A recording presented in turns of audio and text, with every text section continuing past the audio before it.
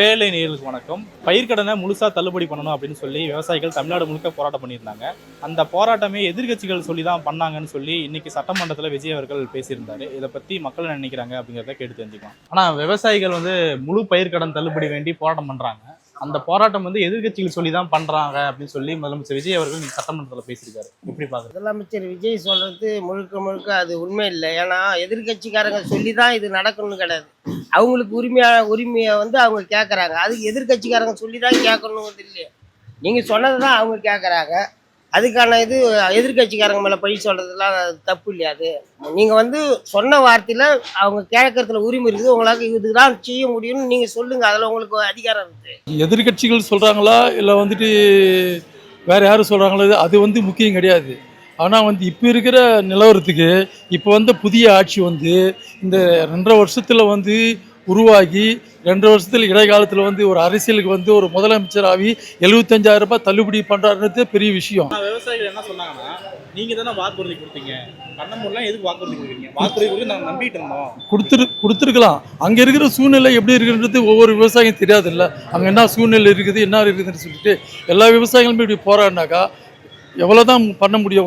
ஒரு முதலமைச்சரால் எந்த ஒரு முதலமைச்சராக இருந்தாலும் ஒரு இக்கட்டான ஒரு சூழ்நிலை எடுத்துட்டு மொத்தமாக இப்போ தள்ளுபடி பண்ணினாக்கா அது எந்த முதலமைச்சராலையும் பண்ண முடியாது, எந்த மாநிலத்திலையும் பண்ண முடியாது.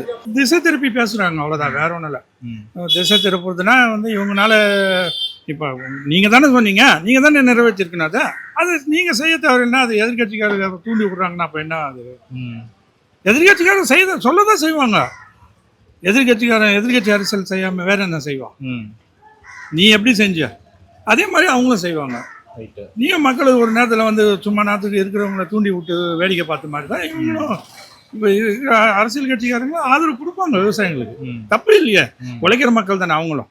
அவங்க நாளைக்கு சேத்துல கால் வச்சாதான் நம்ம இங்கே சோத்துல கை வைக்கிற கதை அப்படிதான் நடக்கும். அந்த மாதிரி இருக்கும். அவங்களுக்காக போராடுறதுல ஒன்றும் தப்பு ஒன்றும் கிடையாது. விவசாயிகள் முழு பயிர்க்கடன் தள்ளுபடி வேணும் தள்ளுபட சொல்லி விவசாயிகள் போராடுறாங்க. அந்த திமுக என்ற எதிர்கட்சி பண்றாங்க. முதலமைச்சர் விஜய் சொல்றாரு, திமுக ஆதாரப்பூர்வம் இல்லாம எதுவும் சொல்ல முடியாது இல்லையா பிரதர்? திமுக தான் சொல்லி கொடுத்தது என்று நம்ப முடியல. அவர் இருந்தால் கண்டறியலாம். கஜானாவில் காலியாக இருக்கிறதுனால இப்போ ஒரு கட்டமாக 2வது கட்டமாக தள்ளுவார் நான் நினைக்கிறேன் பிரதர். படிப்படியாக தள்ளுபடி அவர் முதல்வர் பண்ணுவார் நான் நினைக்கிறேன். முதலமைச்சர் சொன்னது சரியான விஷயம் தான். எதிர்கட்சிகள் தூண்டுதல் பேர் தான் போராட்டம் நடக்கும். முக்கியமாக இந்த எடப்பாடி தான் அதிகமாக தூண்டுதல் பண்றாரு. சிறுக தான் அது என்ன செய்யுமோ செய்து நிற்பாரு. இந்த பயிர்க்கடனை ஏன் முழுசா தள்ளுபடி பண்ணலன்னு கேட்கும்போது அமைச்சர்களும் இப்போ மக்களுமே என்ன சொல்றாங்கன்னா, நிதி நிலைமை ரொம்ப மோசமாகுது, கஜானா காலியாகுது, கொஞ்சம் கொஞ்சமாக தான் பண்ணுவார் அப்படின்றாங்க. எப்படி பார்க்குறீங்க? எல்லாம் நிதி நிலைமை பிப்ரவரி மாதமே தங்கம் தென்னரசு நிதியமைச்சராக இருக்கும்போது எல்லாம் தெளிவாக சொல்லிட்டாரு, அறிக்கை விட்டாரு, இவ்வளோ கடன் இருக்குது எல்லாமே. நீங்கள் அதுக்கு பிறகுதான் நீங்கள் தேர்தல் அறிக்கை விட்டீங்க. அப்போ உங்களுக்கு தெரியாதா? தெரியல. தெரிஞ்சுன்னே இவங்க இந்த மாதிரி பேசுகிறாங்க. அது அரசியல் மடைமாற்றத்துக்காக எப்படின்னாலும் அவங்க அதை மக்களும் நம்புறாங்களா? அதை எப்படி பார்க்குறீங்க? சில பேர் நம்புவாங்க சார். இன்னைக்கு இன்னும் அந்த ரீல்ஸ் மோகத்துல மக்கள் இன்னும் மாறலை. 60-70% மக்கள் இன்னும் மாறவே இல்லாதே இருக்கிறாங்க. அதை மாற்றணும்னா இன்னும் கொஞ்ச நாள் ஆகும். விவசாய கடன்ன்றது எப்படின்னா மினிமம் 5 ஏக்கரான்றது மிடில் கிளாஸ் தான். 5 ஏக்கராக்கு மேலே இருக்கிற எல்லாமே பணக்காரன் தான்.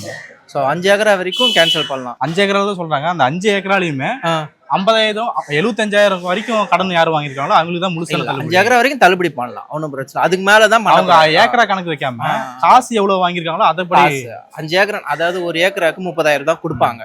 1 lakh வரைக்கும் தள்ளுபடி பண்ணலாம். 1 லட்சம் பண்ணணும். அதுக்கு மேல 5,000 வேஸ்ட் தான். அப்புறம் வாங்கணும்லாம் பாவம்ல. பிலோ 5 ஏக்கர் அதுல தள்ளுபடி பண்ணா எதிர்கட்சின்றதை கேள்வி கேட்கறதுக்கு தான். மக்களுக்கு நீங்க செய்யணும்னு சொல்றதை செய்யல அப்படின்னு கேட்கறதுக்கு தான் அவங்க கேட்கறாங்க.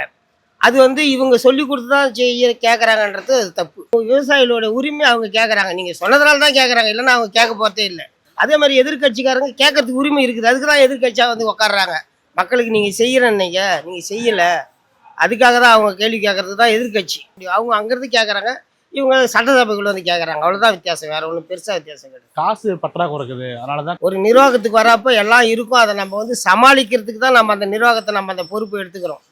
அது பற்றாக்குறை இருக்குது, பற்றாக்குறை இல்லை கொஞ்சம் லேட்டாக கொடுக்குறோம் அப்படின்னு சொல்லலாம். ஒன்றும் தப்பு கிடையாது. கொடுக்கலாம், கொஞ்சம் லேட்டாக தரோம் அப்படின்னு நீங்கள் சொல்லுங்கள். அதை பற்றி ஒன்றும் தப்பு இல்லை. கொடுக்க வேண்டியதாக கொடுக்கலாம், இல்லை கொஞ்சம் லேட்டாக தரோம் அப்படின்னு சொல்லலாம். தேர்தலுக்கு முன்னாடி பல வாக்குறுதிகள் சொன்னார். ஆனால் வந்து அதெல்லாம் நிறைவேற்ற முடியாத திட்டம்னு அவருக்கே தெரியும். இப்போ வந்து பல்ட்டி அடிக்கிறாரு, அவ்வளோதான், வேறு வழி இல்லை. ஏன்னா இப்போ அவர் ஜெயிப்புமான்றது அவர் டவுட்லேயே இருந்தார். ஏதோ ஒரு வாய்ப்பு வந்தது, அது பயன்படுத்தி ஆட்சி அமைச்சிருக்கிறாரு. இவர் போக போக தெரியும். ஆனால் வாக்குறுதி வந்து அவர் சொன்ன வாக்குறுதியில் நிறைவேற்றுறது ரொம்ப கடினம். அப்படி நிறைவேற்றும் போதுலாம் மக்கள் மத்தியில் கோபம் வரும்ல? வரதான் செய்யும், என்ன பண்ணுறது. இவர் மக்களை கோபப்படுத்தி தான் ஆட்சிக்கு வந்துட்டாரு. எப்படி சொல்றீங்க? ஆமாங்க, இப்போ சில வாக்குறுதிகளாக சட்ட ஒழுங்கு பற்றிலாம் இவர் பேசினாரு. இன்னைக்கு சட்ட ஒழுங்கு என்ன நடக்குதுன்னு நாட்டில் மக்களுக்கு தெரியுது, எல்லாரும் அனுபவிக்கிறாங்க. பாலியல் வன்கொடுமை விஷயத்தை பத்தி விஜய் அவர்கள் பிரச்சாரத்து முன்னாடியே பேசிட்டே இருந்தாரு. ஆமா ஆமா, இப்போ 40 நாளே பல நூற்றுக்கணக்கான சம்பவங்கள் நடந்து எதிர்க்கட்சிகள் சொல்றாங்க. ஆமா, உண்மைதானே, அது ஆ. உண்மைதான். அது எப்படி பாக்குறீங்க? அதுதான் சார், இவர் சொன்னதுக்கு நேர்மாறாதான் நடந்துனுக்குது இப்போ. அதுல வேற இல்லாம இவங்க கட்சிக்காரே சில பேர் அதுல தொடர்பு இருக்கிறாங்க. அதெல்லாம் பார்க்கும்போது வந்து பேச்சு அன்னைக்கு ஒரு பேச்சு, இன்னைக்கு ஒரு பேச்சு, அவ்வளவுதான், வேற ஒன்றும் இல்லை.